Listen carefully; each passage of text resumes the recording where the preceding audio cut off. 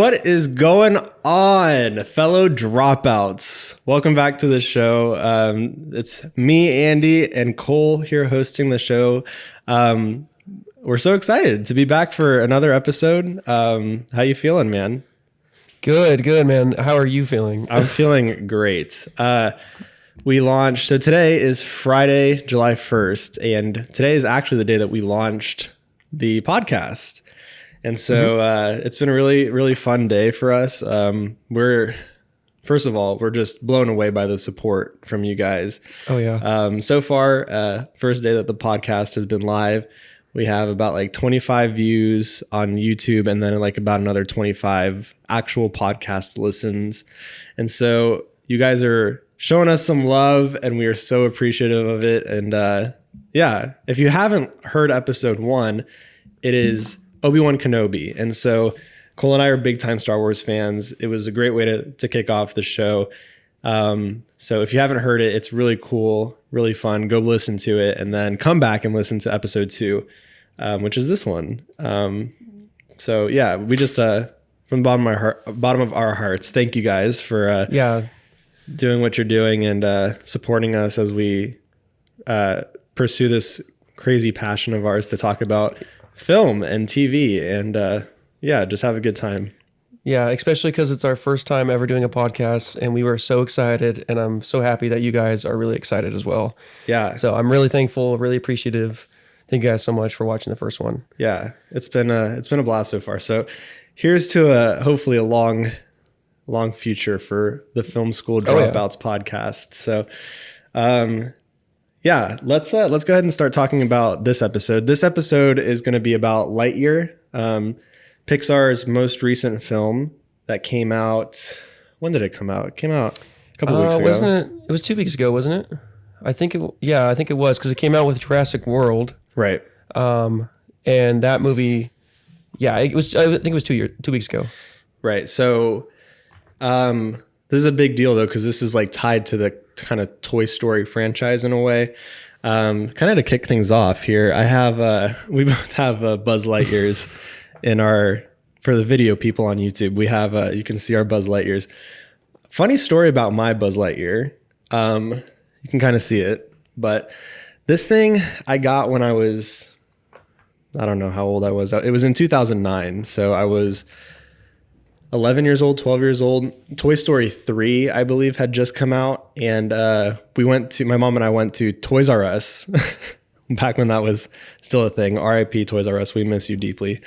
And I begged my mom to get me this Buzz and the matching Woody. And back then, I mean, we're talking, what is that? Over 10 years ago now. Yeah. Yeah, Toy Story 3 was more than 10 years ago. So if you're talking about, are you talking about Toy Story 2009 is when I got these. Quick math here. So 2022, that's 13 years. So 13 years ago, these things were like $40. And when I was unpacking my stuff, because I just recently moved, when I was unpacking my stuff, I got these things out and some other really old toys from when I was a kid. And I was like kind of looking them up on eBay to kind of see if I could find some other toys from the set. And this thing, dude, this Buzz Lightyear is worth like several $100s at least. Oh my gosh. It's ridiculous. So, and then I also have the Woody, and the Woody I've only found one of on eBay, and it's worth like $2,000 on eBay. So, oh my gosh. If you ever want to get a side hustle, man, collect toys or something. So that's really cool, man. I didn't even know that. Yeah, that's so cool. But that just goes packaging. Oh, go ahead. Oh, go ahead. No, I was just gonna say that packaging is from Toy Story 2. Like, yeah. So they tried to make like really. They tried to make it super movie accurate in terms of the packaging and also the figure. Yeah, that's really cool. That's really cool. So, yeah, it's really sweet. I'm really happy that I have it still, and I still have the box and everything. But I was gonna say that just goes to show you kind of the impact that Toys R Us had on the world when it came out, and still has to this day. Toy Story, the original, came out in 1995. Oh my gosh. So I was born in 98. So this is that first Toy Story even predates me. But yeah, man, first fully computer generated film to come out. and I won a ton of awards, obviously, you know, and the rest is history. So all these years later, we've gotten three more Toy Stories. We have 4 of them in total. And then we got Lightyear to kind of maybe wrap it up, maybe not. We'll see where the franchise goes. But yeah, so I'm a huge Pixar fan. I don't know about you. Oh, I'm a massive Pixar fan. I've seen every Pixar movie. Yeah. When they come out, I make sure to go see in theaters, like maybe either the opening night or a week after. Like that's exactly what happened with Lightyear. I went and saw it a week after. I wanted to see it opening night, but I couldn't. But yeah, I'm a massive Pixar fan. Yeah, I just love all their stuff, and the people that like write and direct the movies, are like dude, they're like master storytellers. Like there's not, I don't know. I mean, there's like definitely a ranking with the Pixar movies. There's like really good ones and then just like ones that aren't as good, but there's not like a bad Pixar movie.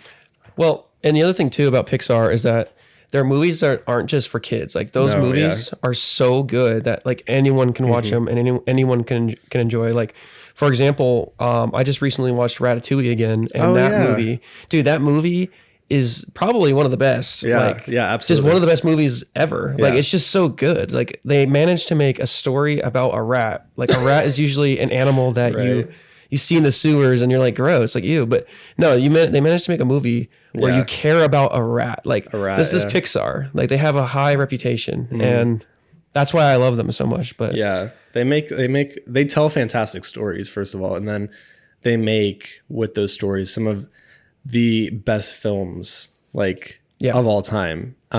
It's like not even, you know, a matter of us being biased. It's like you could genuinely go on IMDb's top 250 films of all time list, and there will be several Pixar films on that list.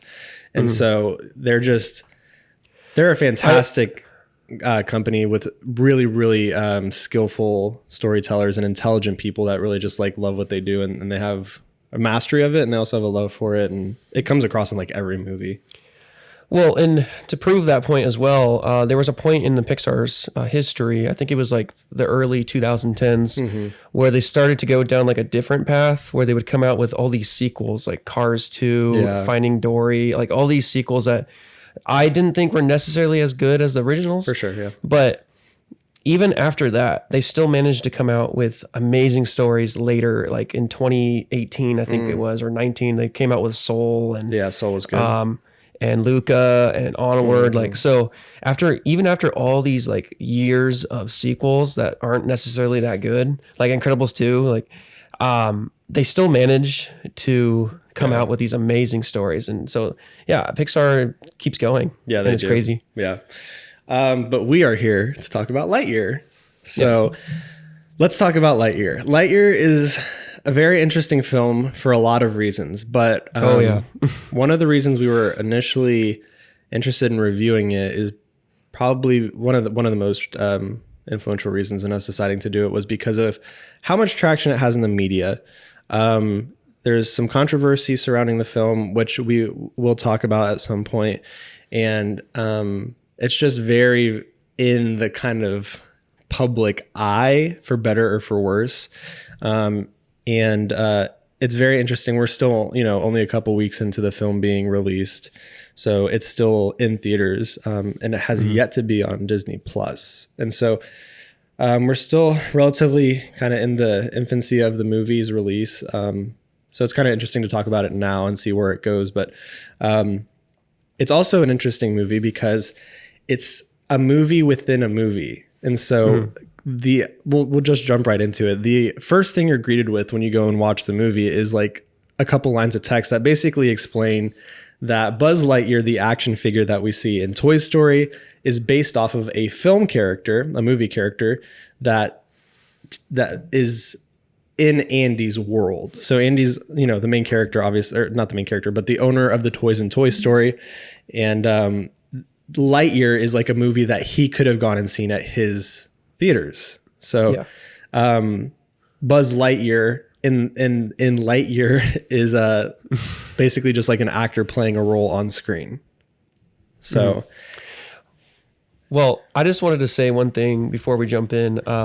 When Disney announced this concept, I was so stoked. Like the idea of, them taking that character and, because like all the toys in Toy Story, a lot of them are based off of like, things like, and Lightyear is a perfect example. Like he's based off the show. That is true. Yeah. I didn't even think about the fact that like Woody and basically all of the toys like him, like Jess, Bullseye, they're based off of Woody's Roundup, which was a TV show in Andy's world. And that would be kind of cool too to see. I'm not saying they should do it, but I mean, that would be a series, dude, actually make Woody's Roundup. That'd be cool. Actually, I didn't think about that. They'll just call it Roundup. Roundup. We get Stinky Pete, dude. He'll be back. He'll be back. But no, I just remember hearing it because they had like that Pixar Disney conference or whatever it was. Yeah. They announced Turning Red and Luca and Lightyear. And out of all of them, I was most excited about Lightyear because, not necessarily because it was a Toy Story, property. It was just because of that whole concept, like just that one character turning that the movie into that character's movie inside Andy's world. That's kind of confusing, but yeah, that concept was just so cool. I'm like, okay, I can't wait for this. Yeah, it is. So I was going into it really excited. Yeah. So when I saw the text, I was like, oh, that's really cool. Also, Buzz in the Toy Story films is like such an interesting character. Like he comes with all these like crazy sayings like that are pre-programmed, and he's cool because he genuinely believes that he is the Buzz Lightyear that we see in this movie. And so it's kind of cool to kind of like, backtrack and look at what the actual Buzz Lightyear character is that the toy is based off of. And so, I'm super into it. It was really, really neat to set it up that way and not just make it like another version of Toy Story where this is like Buzz, the toys like spin-off film where he's just like doing something as a toy. That would have been, that would have been. I don't think that would have gone over as well. So this is like a really clever way to do that while still adding to the character in a really clever way. So, so that was kind of how it initially gets set up. And then we're basically just like jumping right into the action with the plot and the story and learning who Buzz Lightyear Space Ranger is. And so, talk about like kind of the opening couple scenes and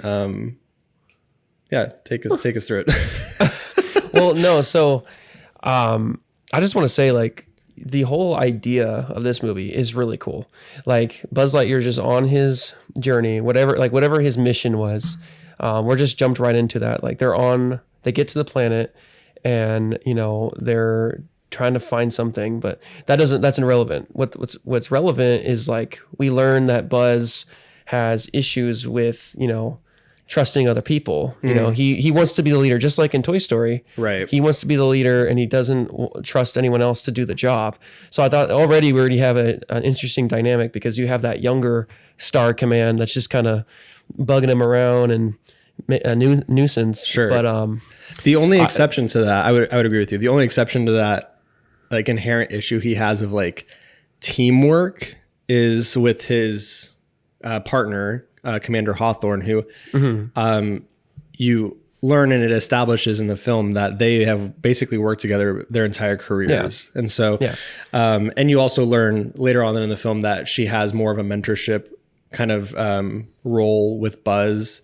And so for that reason, he has like a lot of camaraderie with her. But when it comes to like these rookies with the sad eyes, Buzz is like not about it. He's very like, I'm going to do this, on my own if I have to. Your help is not going to be help. It's going to be kind of getting in the way. And so that's like one of the first things we learned about his character. I knew that was going to be the thing that changes at the end of the movie. Like he was going to learn, hey, teamwork is better. Right. I knew that he was going to learn that lesson later in the movie. But what I really liked was how this movie started, like how the plot began, the inciting incident, when Buzz, basically ruins the entire mission. And part of that is because, he didn't want to trust the new guy. So that ties into it. But I just love the idea that, Buzz creates this entire problem and it affects everyone there and it stays in effect for so long. And I'm like, wow, that's a really interesting concept. Like, so the basic setup for the film is that Buzz and Commander Hawthorne I don't remember her first name. It's like Alicia or something, right? Yeah, I don't remember either, but they call her Hawthorne throughout the movie, so it doesn't really matter. Basic premise is that they're on this mission and they're kind of like, there's this entire ship, what they call the Turnip, and there's an entire crew on board this ship as it's traveling through space. They're all kind of like in this like sleep and like hibernation almost as they're traveling through space, but the ship wakes the Space Rangers up when it detects alien life. And so they kind of like, Buzz is woken up from his sleep. They go touch down on this foreign planet and they investigate it while the others are still sleeping, because the movie says like it's basically their entire point in only waking up the Space Rangers is to see if the actual planet is worth investigating further. So they're kind of just like there to investigate it very briefly to see if it's worth waking up everyone for, including the scientists and all that stuff. And so they're on this planet investigating it, and there's these like plant vine things, right? I don't really know how I would describe them. You got it. Yeah, they're basically like vines that are just like, but they like wrap around you, and they're I don't know, they're dangerous.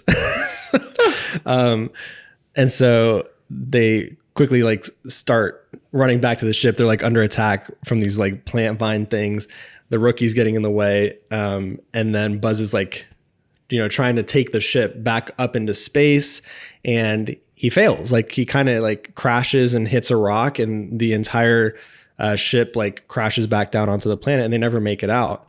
And like Cole said, it's an error, like a genuine mistake that lasts literally for generations. So yeah, it's just it's not even like a matter of years. It's like within the next like 15 minutes, like 60 years have passed. And we'll talk about how the movie handles that and stuff. But he kind of just like messed up big time. And now his entire kind of goal throughout the movie is to make up for it. Essentially, he's going to like carry the responsibility of this error all on his own, and he's going to try whatever he can to get everyone back to Earth, no matter what it takes, no matter what it costs, and make up for what he did. So and I genuinely like those stakes. Like I was interested. I was like, okay, I really want Buzz to succeed here. So the movie got me. It got me interested. And just the way they go by it too. Like Buzz has to go around this, like the system, is it? Like he has to go around. Yeah, it's like so he has to like go into hyperspeed. Yeah, but he has to go around like a moon he has to like or? slingshot around a star. Okay, so that's what it is. Yeah, they have like this. There's a lot to this movie as I'm like remembering it, but they have like this crystal structure that when it like breaks, it basically creates all the power needed to enter hyperspace as long as it stays stable, which is like a big part of the plot as well. Yeah. Like the crystal has to combust and remain stable. But to kind of get the trajectory right, he like slingshots in a big orbit around the nearest star. And so it's when you talk about like the stakes, it's like very big stakes, like basically humanity, or at least this version of humanity where there's like, a small colony on this planet kind of relies on them getting off.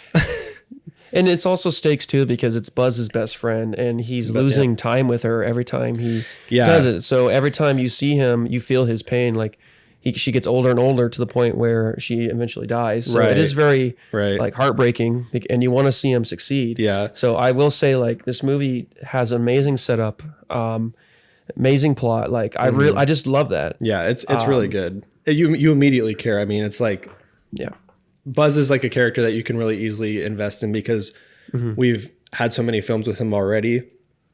But additionally, you care about his relationships. You care about the fact that he feels like this is totally his responsibility and it's totally his fault. Like you just really quickly like really immerse in this idea that he's going to try at whatever cost to right his wrongs. And he basically immediately starts trying to figure out how to enter hyperspeed to get them back off of this planet and back home.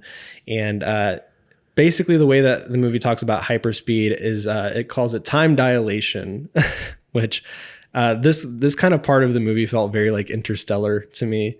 Yeah, I was Yeah, I kept hearing that it's like a rip off of Interstellar. It felt like it for sure. And I've never seen that movie, so I really, didn't get you've that. never seen Interstellar? I want to see Interstellar, but no, I haven't seen it. It's interesting. So it's kind of a very similar thing. I won't really ruin Interstellar for you, but basically they call it more scientifically in Interstellar, but in Interstellar it's relativity. But this idea that gravity affects how time passes, and as Buzz is traveling so quickly, he's aging slower. So time affects him at a much slower rate than it does for people normally. And so every time he goes on this mission, basically what he's doing is he's testing the crystal. It's a crystal, right? I'm right in saying that. Yeah, it's crystal. So it's like a whole chemical. It's an energy crystal. Yeah, it's like a whole chemical compound of a bunch of different chemicals, like I don't know. And so every time he's like trying to get the concoction just tweaked a little bit, but what he's doing every time he's going to test it is make sure that it remains stable long enough for him to enter hyperspeed. Because eventually they're going to use that same power supply on the Turnip, which is that big ship that they all came on, to get them off the planet. And so, but every time he goes, it's like a matter of a few minutes for him, but like several years for everyone else on the planet. And so it's actually like really sad. Yeah. And every time he like goes and gets back, like Commander Hawthorne, his best friend, is like at a completely different stage in life. So he comes back from the first time and she's like engaged. And then he goes again and she's like got a baby. And then he goes again and like the baby's like grown up. And then like by the time but like before he knows it, he just like gets back and she's not even in her office anymore. And there's like this really sad message that plays as she's like on her deathbed and she's just like, Buzz, you know, like I know that you're gonna, I still believe that you're gonna, you know, fix this and that you're gonna get us home, and I still believe in you.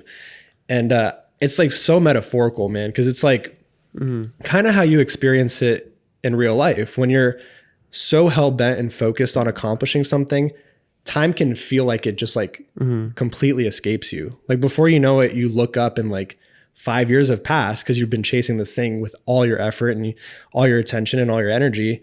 And it really resonated with me because I've experienced that. Like, you spend a certain amount of time in a job or whatever, and before you know it, you're just like, where did 5 years of my life go? Yeah. And all these things have happened. Like one of my best friends is married now. Another best friend of mine is like going to get engaged. And I'm just like, dude, where has the time gone? Like I was so focused on all these other things in life that I've missed out on a lot. And so it's very relatable, and it's super good. Like it's really, it brings up a very, very heavy, kind of like thought provoking theme of like, what is really your goal? Is it to accomplish something, or is it to be a part of something? Yeah. So I was just gonna say that's kind of the whole message of the entire movie, really. Like after that happens, he tries to do it again, and this time he does it with the right, mixture of the crystal. But it's too late, and that's kind of the idea is finally at the end of the movie, he learns that lesson. Like, hey, maybe I should have had those precious moments, took advantage of those precious moments instead of just like trying to fix something that people weren't even like really upset about in the first place. Like people had lives. Yeah. People worked around it. I mean, cause he would be gone for, 5 minutes, but people would be there for a decade. It's like enjoying memories. You just got to continue to live, man. Like if everything around you kind of stops, you got to keep living life. You can't just like give up. And that's kind of like a very interesting, they're kind of polar opposites, because Buzz didn't really give up in a completely different way than everyone else didn't give up. Like everyone else just like accepted it and moved forward. But Buzz kind of just like continued to hammer at this issue with everything that he had.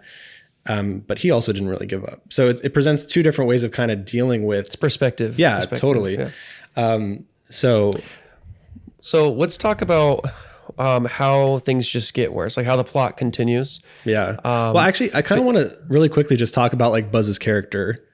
Oh yeah, go ahead. Yeah. Specifically how he relates to the toy, because we know the toy Buzz very well. And I think that it's really cool because this Buzz in this movie, the real life Buzz, feels like the toy. Like you can totally see they did it throughout the entire movie, but all of the toy Buzz's catchphrases, this Buzz says throughout the whole movie.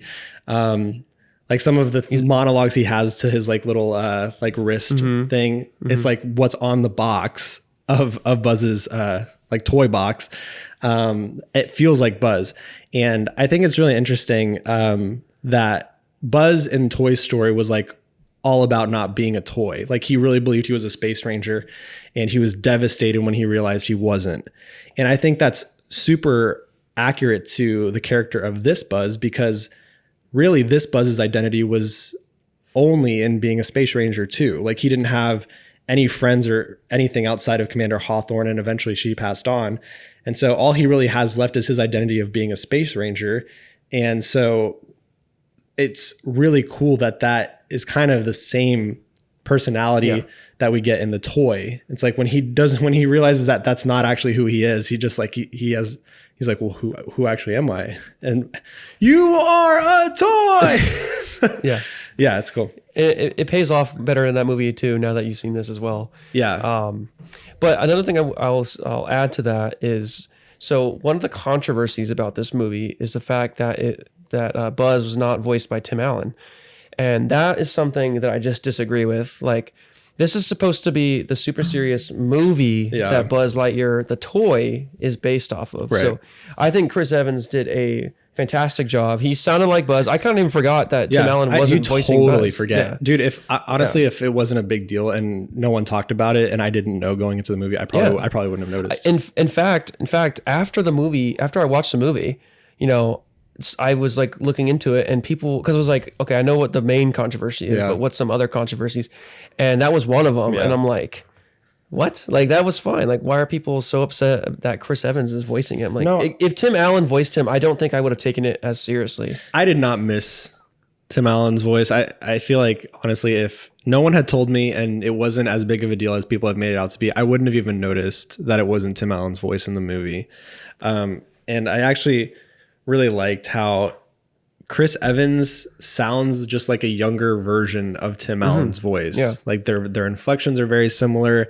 Their tonality is very similar. It really works. Like he sounds like a younger Tim Allen, which I think works for this movie and for this version of Buzz.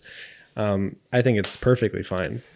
Well, there was a part too in the beginning where Hawthorne is like making fun of Buzz because he's treating the new person like crap. Right. And he's like, "You're mocking me, aren't you?" And I'm like, dude, that sounded just like out of the movie. Like, that was so good. Yeah, I agree.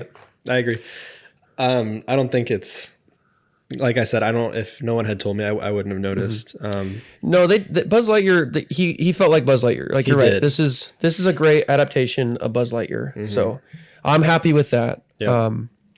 But what I'm not really happy with, and we'll start to go into some of the things that I think kind of brings the movie down a little bit for me, is how like the initial plot starts. Okay. So after Buzz finally succeeds, you know, we get back to his room, and he's given a cat, by the way, by Hawthorne, which is like Socks. A gift for, it's like, what is it, like a stress ball kind of like? It is an AI version of a therapy animal is what it is. Okay. But its name is Socks, and I loved Socks. I actually he was a great, which we'll talk about. Like Socks is great. But the issue I had is right after he succeeds, like, this is something that the entire movie has been building up. Like, all these people are living here waiting for this to happen. Right. And as he succeeds, they just come after him. And I just thought that didn't make sense to me, in my opinion. Like, they come after his cat, first of all, which doesn't really make sense to me. Like, they're going after a cat. Like Buzz answers the door, and they're like, we're here to take your cat. Yeah. And he closes the door and runs, and they like break down the door. At this point yet. He hadn't succeeded. Oh, that's right. Oh my gosh. So he gets, he does it like 5 times, so it gets confusing. But he gets back from the longest one, I think, and he has Socks. And Socks, before he left, they gave him Socks, and Socks. Okay, yeah, Socks figured it out though. That's okay. So Buzz like kind of haphazardly was just like, yeah, here's this entire like equation. Figure this out with your spare time, because Socks is like, what am I supposed to do for 9 years? And Buzz like gives him this impossible task that he actually didn't intend him to complete. But when he gets back, Socks has literally got the perfect formula for the power supply that they need. I apologize. Yeah, I remembered it wrong. They didn't do it yet, but they have like the answer. Like they have the key basically. Right. So my issue is that they break down the door as if Buzz has done something illegal. Right. Like it's just a cat. Like that for me didn't really make too much sense, but it wasn't a big deal. I didn't think about that actually. Because like that's what starts everything. Like he gets into the ship and does it because they're coming after him because of his cat. Yeah, you're right. You're right. It's almost like the directors were like, okay, how do we?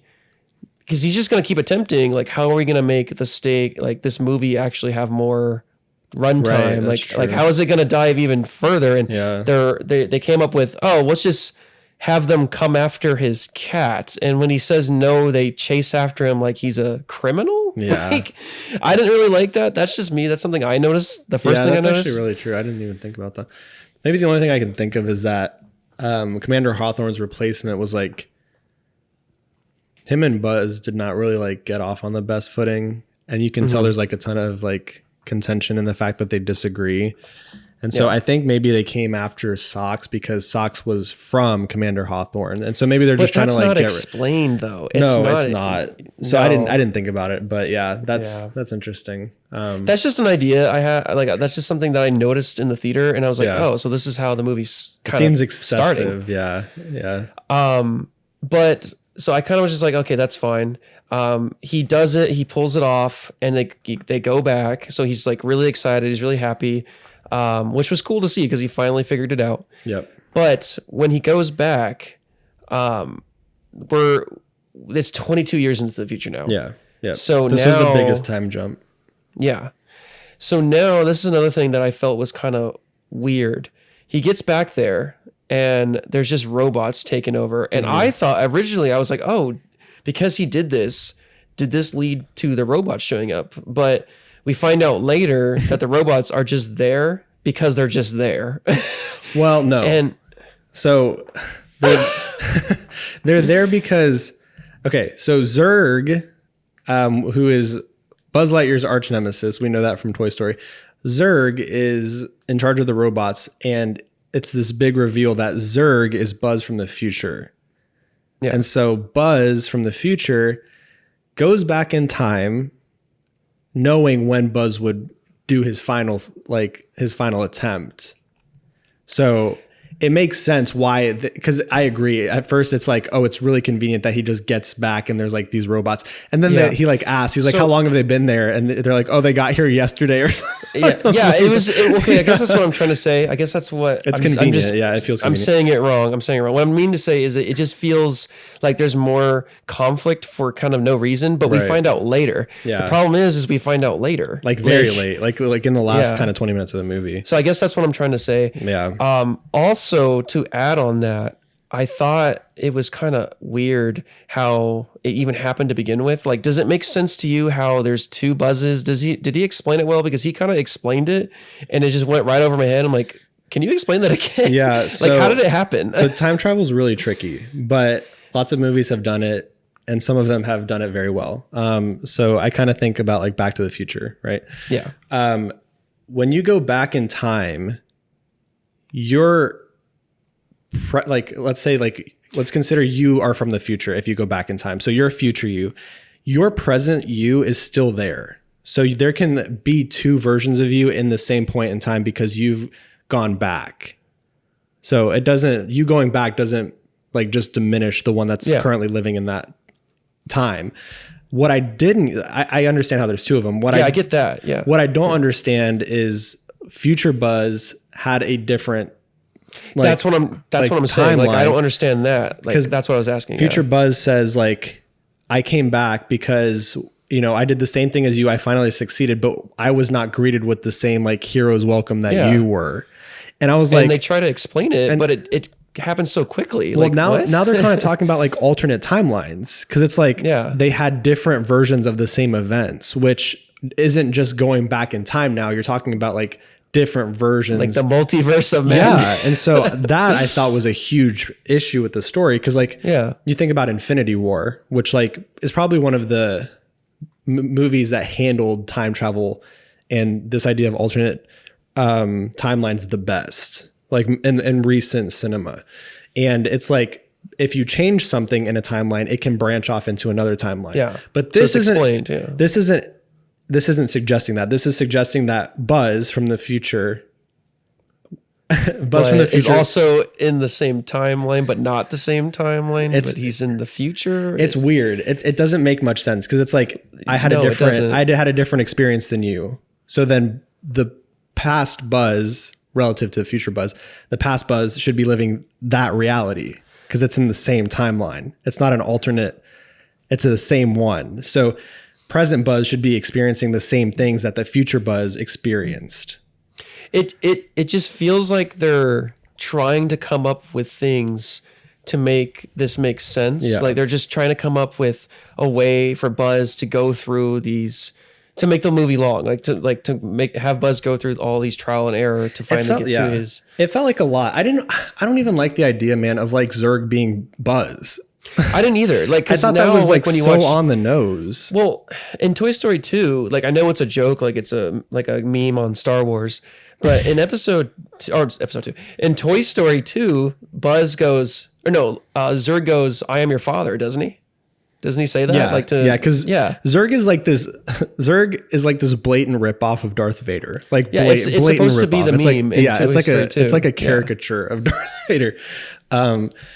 So yeah, he says like, now "I that am makes your no father," which it's funny because the movie even like kind of addressed that. Like the first time future Buzz revealed himself, present Buzz was like, "Dad," like the movie kind of acknowledged it. So those were some things I didn't like it, because it's like I get it. It's like kind of a metaphor in the sense it's like Buzz is his own worst enemy. Like it's making it like a very literal externalization of that kind of metaphorical thing where it's like Buzz is his own worst enemy in terms of the theme of the movie. But it just, I was like, dude, I wanted Zurg to be like actually someone that mattered and was like interesting. And I don't know. I almost get the impression that there might be another Lightyear movie, because future Buzz says that he got the Zurg suit and all the robots just because that was the technology of the future. And so it kind of suggests that Buzz stole all this stuff from some random person in the future and just went back in time. Well, there's an ending credit scene, right? Did I watch it? I don't know if I stayed all the way for the ending credit scene. There's 2 ending credit scenes. Oh, okay. Do you want me to just tell you what the ending credit? Yeah. So, the first one was just a joke. Like the robot that was trying to give him directions, they just cut back to him. Yeah. But the second one is literally Zurg waking up in space. That's the second end credit scene. I'm not even joking. Okay. Yeah. So I think Zurg is actually going to be a legitimate villain in a sequel movie now. So back to what you said about them playing into Buzz being his own worst enemy. See, that's another big issue. Like we already get that by just Buzz continuously, we already see him ruin moments with his friends by continuously trying this. We don't need to see it double literally with Zurg. Like it just felt weird. Like it just didn't feel right. I was like honestly like genuinely disappointed, because I was Zurg is a human, because the robots don't say anything, but this one, the Zurg, before you even know who he is, like has logic. Like he says, "Where's the captain of that ship?" Like he's different. So you get the sense that he's a human and not a robot. And so the entire time leading up to his reveal, I was like trying to think about who it could be. I was like, somehow is it like the new commander that replaced Hawthorne? Is that he's like, and I was like racking my brain thinking of all these possibilities, and then his dad, like him from the future, and I was like, that's so obvious, man. That's just like such an obvious, like on the nose trope that you went with. And the other thing too is like once it was revealed, like immediately to me as it was revealed that he was Buzz, I'm like, oh well, they're gonna turn against each other because this Buzz finally learned like to trust people, and then that Buzz is gonna be like, well, blah blah blah, and it's exactly what happened. Like it was, like you said, just a trope. Like. Yeah, I think the beginning of this movie really had a strong start, and then I'm telling you, as soon as like the guys chased after Buzz with the cat, for me, a lot of things started to like feel weird, and it just got worse and worse. I think for me at least, because they introduced some characters too that I just found annoying. Like the pen guy, dude. I did not like the pen guy. I thought he was actually really funny. He was funny, but he would say like he's played by Taika Waititi. Yeah. Yep. But he would say like, you need a pen, like in situations that obviously don't need a pen. So like the joke didn't land because it made no sense, at least to me. Like, well, it's all, and here's like the thing where it can be really, like I mentioned earlier, that the people at Pixar that write and direct the films are master storytellers, and it's all to kind of like have this setup and payoff. And so they set up a lot of things in this movie, all of which have a payoff. Like every single thing that they set up has a payoff. There's not something that gets like presented that doesn't have a solution in the end. And the pen is weirdly the same thing. It's just like such an unnecessary, it's funny. It's funny when he finally has the pen, because it works. because they set it up so many times. But it's like that stuff in moderation's good. Like you can have, several setups and payoffs that are important, but when you start like everything just like keeps getting set up and then like has some sort of payoff in the end, it's just like, it becomes too much. I think, I don't know. I like the pen, but there was a lot that was just like, well, I mean, that one is just the one that I didn't like. I liked, so the one that worked for me was Hawthorne's granddaughter. So she was scared of space, and it paid off because you saw her work through that fear. Right. And then it came to the point where if she didn't go through that fear, then Lightyear would be dead. So that one was necessary. Dude. But the reason why I didn't like the pen was because he would just say, you need a pen for situations that did not need a pen. So it didn't work for me. But speaking of who is played by Keke Palmer, by the way. Yeah, that was really cool. I didn't know that until I saw the movie. I forget her name. Is it like, it's like Izzy? No, it's not Izzy. I think it is Izzy. I think it is Izzy. Anyways, yeah, or Lizzie or something. It's really funny that like the granddaughter of this, like one of the most well-known space rangers and like prolific space rangers is like scared of space. Yeah, and that was really cool. That was interesting. Cool. That was... And then you talked about like she has to like face her fear head on when she's like forced to kind of like go across this I forget what they call it. It's like just like she has to go across open space. Yeah. And it's like, dude, honestly, it's like scary when you like see the camera angle of her looking down and it's just like void. It's just like, dang, that's actually terrifying. I didn't know I was scared of space until I saw that, and I was like, oh my gosh, that's terrifying. And that's why it was so like interesting and in such a powerful character moment was because they show you how terrifying it is. Like especially when the ship like moves and then she's like trying to hang on to like all the things. Yep. Like it's scary. It's like if you miss, you're just gone forever. Cause like your inertia will just take you like infinitely. It was scary. I thought it was really, the entire movie, like once you figure out that she's like scared of space, I'm like, okay, whatever. And then like, you really kind of get a sense that fear is real. He calls it, what does he call it? Astrophobia or something like that. I don't remember. But yeah, I like that for sure. That was a good one. The old lady though, I did like her. Yeah. She was just kind of there. I didn't really mind her. She had some funny moments. Another example of like the setups and payoffs thing is that eject button on their suit where it like inflates them. Mm-hmm. Like that was another thing where it seemed silly a few times and then it actually had a solution in the end. So that one worked. Like that one worked for me because they set it up as them being like idiots, like bumbling idiots, but then it paid off because they actually used it to save Buzz. So that one was a payoff that worked. Yeah. But like I can see what you're saying. Like they have a lot of them, and it was just kind of, which I appreciate, but also you don't need that many. Like you don't have to set up that many things that actually have solutions. So let's talk about another thing. I know we're talking about a lot of like negative things here because I don't think the movie's bad. Just to say, right. I think it's a good movie, but I do want to talk about a lot of these things because I think those are the most important to talk about because when you're critiquing something. Yeah. So I want to say like the ending fight, since we're like around the area where she is going through the space, that was happening at the same time with the ending fight. Right. And I just want to say like it didn't feel interesting because when he says like it's over Zurg like he does in Toy Story, you're just like, well, that's Buzz, like that's you, like I don't know, to me it just felt weird, like he's killing himself. It didn't feel like a different person.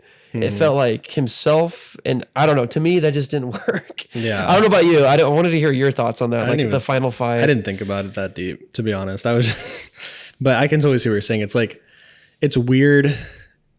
It just felt weird because he's like, it's over Zurg, like as if Zurg is a different person. Right. But to me, it was just Buzz fighting Buzz. I don't know. To kind of play devil's advocate, I think from Buzz's perspective, he might have felt like his future self was a totally different person, because Buzz makes the right decision in realizing that people have lives here and people have like things that they care about, and to go and undo that just because you want to feel better about the mistakes you made in the past is totally selfish. And Buzz realizes that, and he's like, maybe my way of thinking is wrong. And so I think maybe, and I think actually future Buzz says something along the lines of like, we're just like not the same person. So I get why, but it is weird. Done, it's hard to, it's just weird. It's hard to juggle conflict between two people that are the same person. That's what I guess that's what I'm trying to say. Who wins? I'm saying this all wrong. Who wins, you know? Yeah. So, but no, I get when he calls him Zurg, it's supposed to like represent like, oh, you're no longer Buzz. Like it's literally like Anakin. Like you are no longer Anakin. You are Darth Vader. So I get it. But you didn't kill Buzz. Zurg did. Somehow Zurg returns. Zurg returns. Zurg has clones. Oh my gosh. Yeah, let's talk a little bit maybe about like kind of the themes of the movie a little bit. I kind of started to touch on one, but basically this idea that like, where does your purpose actually come from? Is it in the things that you do, or is it in like what the impact that you have on those around you? I think is a really good theme that the film presents, because Buzz is kind of like, obviously he adheres to the fact that his purpose is in his identity as a space ranger, and he has to do the right things as a space ranger, and he has to like fix the mistakes he made as a space ranger. That's like his entire sense of purpose. But people like Commander Hawthorne have a totally different perspective on what purpose is and where it comes from. It's not necessarily in the things that you do, but it's in having meaning and having like a genuine impact in a fulfilling life in addition to the things that you accomplish. And so that's one theme in the movie that I thought it's really good. That's like probably the main overarching one that happens in the third act of the movie. But well, like I kept saying, the biggest thing that I saw in the movie was, learning to tell yourself, hey, sometimes it's okay to mess up, or sometimes, maybe you should take it easy on that guy for making a mistake. Like that was the entire purpose of the three characters on his mission. Like totally, yeah. They each represented like a mess up kind of in a way, because that's true. They kept getting him in trouble, and then he had to like, save them and work the situation out. I do like that the movie tells us why Buzz is so hard on himself. Because he has like this really nice moment with one of the characters, and he's like, when I first started, I sucked, basically. Like I couldn't do anything right. I was like the worst. And Commander Hawthorne saw something in me, and she believed in me.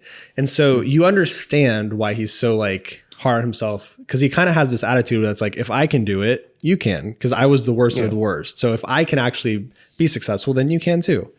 And so, it's kind of weird because he doesn't even like really give those people a chance, which is what Commander Hawthorne did for him. So, yeah, and that's a really good message. It is that they relay, because at the end of the movie, he instead of choosing like actual trained people, he chooses the team like of these three characters that would normally you would look at and go, "Are you serious?" Right. But at the end, he chooses them and he calls them the team. Yeah, and I thought that was really touching and a great ending.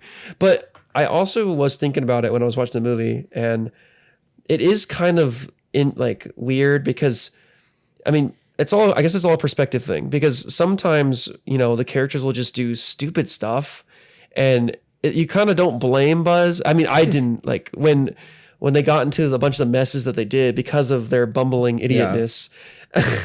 I didn't really blame Buzz for a little bit there, because, it did feel like children in this mission. So it is strange how the movie handles it. Like it goes back and forth. Like, okay, I can see where Buzz is coming from this time, but I don't know. I just kind of thought about that too, but it does work in the end. Like it's still a good message in the end. Yeah, totally.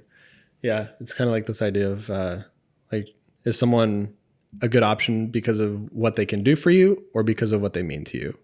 And I think it just ties on the entire movie. Like this all happened because of Buzz, and he needs to forgive himself just like he forgives this team and chooses the team. True. That's a good point. So the whole movie plays into that. But yeah,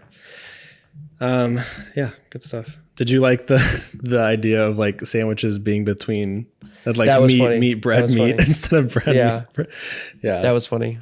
Yeah, it is. It's clever. It's like a funny way of kind of demonstrating this idea that like maybe the way that Buzz is so predispositioned to isn't the actually best way, which I don't think anyone would argue that bread is the best way.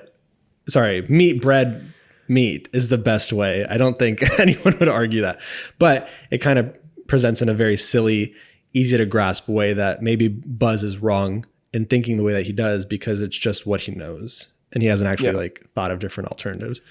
I was like, dude, that's so funny. And they're just like, yeah, this is like the best thing ever. How long did you do that? He's like, forever. So. Yeah, that's so true. One thing I want to talk about real quick is just the cat, and then we'll kind of just get into like what we overall thought of the movie. But I just want to talk about the cat because I think the cat is such a great new character. The cat is so funny. Like that was like one of my favorite characters. And I know it's not really technically a character, but I was just having such 100% he is. I was just having such a good time with the cat. Even the socks from the evil Buzz was like, I bought you some time. Like it was like that was a great new addition to the Toy Story lore. Although I will say it kind of contradicts the original Toy Story because you're telling me there's no socks toy. Yeah. So I mean, I will say that, but I mean, I can get it. I can understand. Toy Story 5 will be about socks. Yeah. Andy will finally buy the socks limited edition. No, I love socks. I always get worried about these movies that have like a blatantly silly character because you kind of skeptically think, oh my gosh, they're doing this just because they want to make some merchandise that they know will sell. Yeah. Like Baby Yoda is a huge example of that, where it's like you're kind of worried that this is just done because you know you're going to sell toys of that character. Like Lola. Lola. But Baby Yoda obviously was a great character, and Socks is a great character, and so it's a really pleasant treat when you have a very silly character that ultimately serves as like a really consistent source of comic relief, but is also a very good character. Like you can do both really well. Yeah. And Socks is a perfect example of that. I don't think I've heard of anyone that said that they didn't like that character. No, Socks is so funny. Do you know who he's played by? No, I don't actually. No. Okay. I thought you knew. I was like, I was waiting. No, I don't. No, I don't know. That's why I was asking. Oh my gosh. Boston Red Sox. Sorry, I'm looking it up. Socks. Oh my gosh. Hang on. Boston.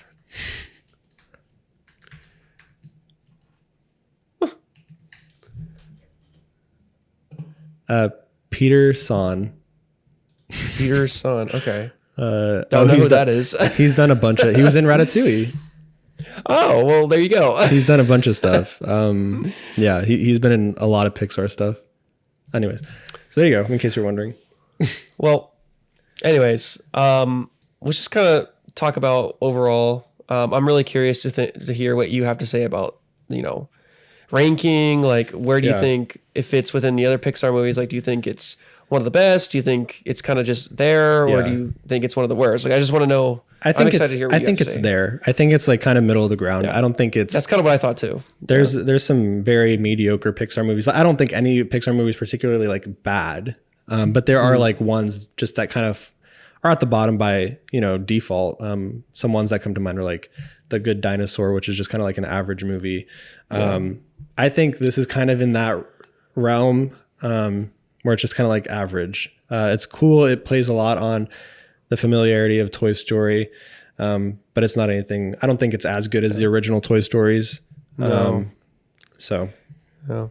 I mean, I kind of agree. I think it's better than the, Toy Story, like you said, like The Good Dinosaur. Yeah. I was actually not really a big fan of Turning Red, so I think it's better than Turning Red. Sure. The Cars sequels, I'm not really a big fan of, Cars so 2. it's better than that, obviously. Yeah. I did not like Incredibles 2, so I think it's better than Incredibles 2. Yeah. But overall, I would think it's just a fun ride. I think it's entertaining, and it's true to Buzz's character, and I mean that I guess at the end of the day that's really what's important as well. Sure. Is that you came to see Lightyear and you got Lightyear. You got like a really good version of Yeah. So I would give it like I feel like 7.5 is low, but I think that just fits perfectly in the middle for me. Like I think 7.5. Yeah. I'd say so. 7.5. Yeah. My favorite movie happens to be a Pixar movie. It's WALL-E, and I'm sure I'll mention that several times while we do the podcast. But WALL-E is my favorite movie. I think it's probably one of the best Pixar movies. I would say that's like a 9+, like 9.2, kind of 9.5. Yeah. So obviously, I don't think this film objectively is like really anywhere near that. I think 7, within the 7 to 8 range is totally fair, and I think it's accurate. So let's talk a little bit about kind of like the controversy surrounding this film. So there's a lot going on in the media regarding this film.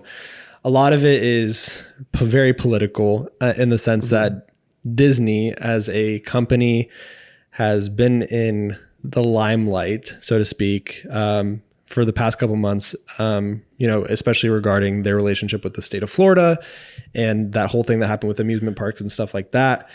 And now that continues because there is controversially a same-sex relationship in this movie, which is controversial probably only really because this is a kid's film. And I think a lot of people, regardless of their stance on all of the political matter, would say that some of that stuff doesn't really necessarily have a place in kids' movies. You kind of want to preserve the innocence and adolescence of kids, and you don't want to really start tackling those very difficult life questions until they're older. And so I think that's probably the main reason that people have such an issue with that. Like I said, regardless of what their actual opinion is of same-sex relationships, same-sex marriage, all that stuff, I think the major source of contention is just the fact that it doesn't necessarily feel like it has a place within a kid's movie. Yeah, that's exactly what people are upset about. They just they think that shouldn't be there, and so it is controversial. That at the end of the day, it is. And I think at one point Disney was actually going to take it out. They were like, I don't know if we should do this. Yeah. So and the media, I want to talk about this. The media has kind of made it out like Lightyear is a box office failure because of this controversy. Yeah. And there's a lot to it. So did Lightyear perform lower than it was projected upon opening week and even still, a couple weekends after it was released? Yes, it has technically performed, it's a flop. It has performed lower than projected. Yeah. Especially when you look at some other movies that have come out recently, like Elvis, Top Gun Maverick. Those are movies that were actually expected to do very poorly because they have predominantly older audiences that are more prone to be fearful of the COVID situation. Even still, 2.5, 3 years later, there's still a very sensitive demographic in regards to the COVID stuff. And so it was really anticipated that those movies, Elvis and Top Gun Maverick, were not going to get a lot of in-theater exposure because their audience wasn't going to go out to theaters. But they performed actually better than Lightyear has. Yeah. And so the media has taken that and said, oh, it's because of this controversy. And I want to say that is not the entire part of the equation. A big part of the equation is the fact that this movie will be streamable on Disney Plus very shortly. And so it's very unfair to say that this one thing is the reason this movie is not performing well, when it actually is probably equally as much of the fact that it's going to be literally something that you can just watch in your living room in a couple weeks. Yeah. And one of my friends, Josh, actually, again, was telling me that Josh. too. Twice now. Twice. He was telling me that too. He's like, that is a big controversial thing, but I mean, everything's going up right now. Gas is going up. Yep. Like families, why would you take your family to go see this movie when it's going to come out on Disney Plus in like a few weeks anyway? Right. Because chances are that you're already paying for Disney Plus. Yeah. And so here's the thing too. That it's was like, one thing. Sorry, I don't mean to cut you off, but No, this movie is primarily going to be a kid's audience. And so you got to think of it from the perspective of parents. They already pay $10-15 a month in Disney Plus. And if they can wait a couple weeks and tell their kids, no, we're going to wait a couple weeks because they don't want to pay for the same thing twice, they're going to wait. And that's not something that's new. I mean, like I was told as a kid all the time to wait because it didn't make financial sense. Like that's just something that kind of is your job as a parent to instill in your kids, is to be like financially responsible. And the other few things too that I kept hearing is, people didn't really like the whole idea anyway. Right. Like the whole concept, like they just felt like, oh, this isn't Buzz Lightyear, which I disagree with. Like the whole point is it is literally Buzz Lightyear. I just disagree with that point. But that was another big controversy, was like, oh, this isn't Buzz Lightyear. It's not voiced by Tim Allen. Yeah, totally. They didn't understand it. Which, like, I don't really understand why they didn't understand it. Yeah. But it's just a controversy. Like that's what people were saying. Like, oh, I don't really like this idea. Right. So there was a bunch of controversies that surrounded it. And what's kind of sad is I think this movie is good. Like I think it's better than Jurassic World. I went and saw that movie and I hated it. I was in the theater and I turned to my girlfriend and I was like, can we leave? Like 3 times. I was like, this Jurassic World 3 is just bad. And that movie did better on its second week. Yeah. And outperformed Lightyear on its first week. Like that's just so sad. On its second week, a bad movie like that. No way Lightyear's way better than Jurassic World. Yeah. So it's just kind of sad. I wouldn't say it's all doom and gloom. And here's why I say that. So this is actually Disney's first theatrical, or maybe it's Pixar's. It might be Pixar's first theatrical release since COVID. All the other ones have been only like premiered on Disney Plus. So they're still very much trying to figure out how it works to distribute in theaters and on a platform. But a really good example of something that actually got a lot more traction in terms of like, the public like really watching it and clinging to it is Encanto, which was a Disney movie that came out, which everyone knows about. But it actually really got into the public eye and into media and into all this stuff and became like super like popular when it hit Disney Plus. It was after it hit Disney Plus that the We Don't Talk About Bruno song like jumped through to the billboards and stuff like that, because again, parents are very unlikely to pay for the same thing twice. So if there's an opportunity to wait to view this movie from their home, they're going to just do that. And so I would not be at all surprised if in, a couple weeks when Lightyear hits Disney Plus, that it's going to have a whole bunch of records broken in terms of like online viewership and stuff like that. And, toy sales will go through I would not be at all surprised, because we've seen it kind of happen before and it makes total sense. At the end of the day, they might break even, or they might just make a little money. I don't really know. I don't know. Yeah. I do know what's going to happen. I do know that. So the budget on the movie was $200 million. And I think that their box office right now is at like 150. So it's gone up, obviously quite a bit since opening weekend, but they're very likely to make their money on the movie, especially considering, like I said, it's not hard to anticipate that the majority of the viewership is going to come from Disney Plus. Yeah. So, well, yeah, it's a very interesting movie, very interesting situation. I never thought we would have this much controversy about a Pixar movie. Yeah. It is very strange. But I mean, it's also very interesting, and that's why we're talking about it. Yeah. Yep, I agree. It's been really interesting to kind of hear everything that the media has to say about it and then go and watch it and be like, okay, this kind of makes sense that they're saying that, but this also is like totally blown out of proportion. It's been really interesting to do. Yeah. Yeah. At the end of the day, I did like the movie. Yeah. If the controversial scene was out of the picture, I think the movie would have just been fine. Like I think it would have done really well at the box office. I just think because they decided to put that in there, that really drew away people. And so really, I think it's just a good movie that had maybe bad financial decisions. And that's just kind of what happened. I don't know. Yeah. I thought it was fine. I have no reason to say the movie is bad. Like, I don't Yeah. think anyone should say the movie is bad. No, it's just not a bad movie, especially considering it's a spin-off film. I mean, Yeah. there have been some very tragic spin-off films, and this is not Tragic. This is not it's one of my favorite words. This is not at all anywhere near that bad. It is actually objectively a very good film.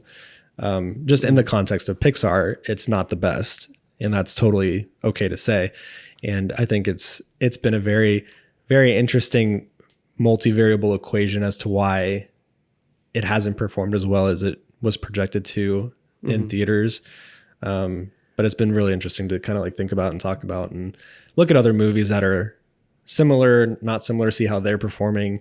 But if anything, it's just more of a testament to the fact that we're just going more and more digital, and people are just going to stop dishing out money to go to theaters when they know that they're going to get it for the same amount, you know, when it comes out in a little bit on their See, TV. that was something too that I was thinking about while I was watching the movie in theaters. Yeah. I was kind of worried about the future of theaters, you know, because of all these streaming services and everything. Because, I mean, like you said, they're going to put Lightyear pretty soon on there anyway. Yeah. So it really won't be in theaters that long anyway. So I am kind of worried about that. I would say, here's my take on the future of theaters. There have been, so in the context of Lightyear, it makes sense because Lightyear is a Disney film. It is going to go on Disney Plus.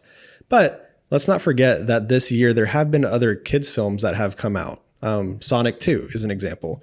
And that did not fail at the box office. That's true. So I think any, you know, IP and any franchises that are owned by Disney that will eventually land on their platform, they're probably going to fail as box office releases in theaters because people know that they're going to end up on Disney Plus. More independently produced stuff and stuff that you're not likely to have a subscription to on your Apple TV or your Roku, you're probably still going to go see in theaters because that's going to be like the only way to watch it. And so I think that theaters are still going to have a huge place. My fear is that as Disney acquires more and more content and more IP and more franchises, that in Netflix is the same kind of thing, Apple TV, as they acquire more of this IP, that there's just going to be less and less independently produced stuff. Yeah. Yeah, Disney is kind of just taking over. They are. And it is kind of scary. But I'm here for it. I'm here for it. We're getting some cool stuff. We're getting a bunch of Marvel stuff. We're getting a bunch of Star Wars stuff. So what I do appreciate about Disney is that they have all the money and they can make a lot of stuff. So yeah. But well, yeah, that's Lightyear. Lightyear. So let's talk about our next episode.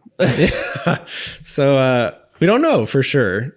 I think we're leaning towards doing a movie called The Black Phone, which I don't actually know that much about. I don't even know like who made it, who directed it. I suggested doing The Black Phone because I just saw it and I think it'd be really fun to talk about. And I think you should go see it. Yep. And we should talk about it. But it's horror. Like, it is a horror film. But that's the extent of it. I saw it in as a preview in theaters like last year, and so I honestly think you would really like it, Andy. Like I do. Yeah. Like I think you'll think it's really interesting because it is a horror movie, but it's really character driven, and it doesn't have like the typical jump scares. It's deep, and I like that. Yeah. So I think you should watch it. But it's totally cool if it's not the next episode. I don't mind, but I think it would be fun to talk about. Yeah. Let us know too if you guys have suggestions. You can reach out to us on Instagram and stuff like that. Send us an idea for what you think would be a good TV show or a movie to talk about in the upcoming episodes. We will hit Marvel. It is within our plans. I know we hit Star Wars and Pixar so far, and all the Marvel fans are losing their minds. We will talk about some Marvel content. It is in our plans. So don't worry. But for now, that is the Lightyear episode. I hope you guys enjoyed. I hope you're enjoying the podcast so far. This is episode 2. Again, we're just so thankful for all the support that we got on episode 1 so far. And we cannot wait to continue this incredible journey with you guys. So thank you guys so much. Yeah, thank you guys. It's been an honor. It's been an honor. It's been an honor. So make sure that you give us a review and stuff on all the podcast platforms. Drop 5 stars. Also, just give us your general feedback as an awesome. Yeah, let us know how we're doing. Yeah, please. We're trying to learn. We're trying to get better. So, and then make sure that you're tuning in next Friday for episode 3, which is likely to be the Black Phone, but maybe we'll surprise you. So, thank you guys so much for listening with us this week. Take care. Have a good week. Thanks, guys.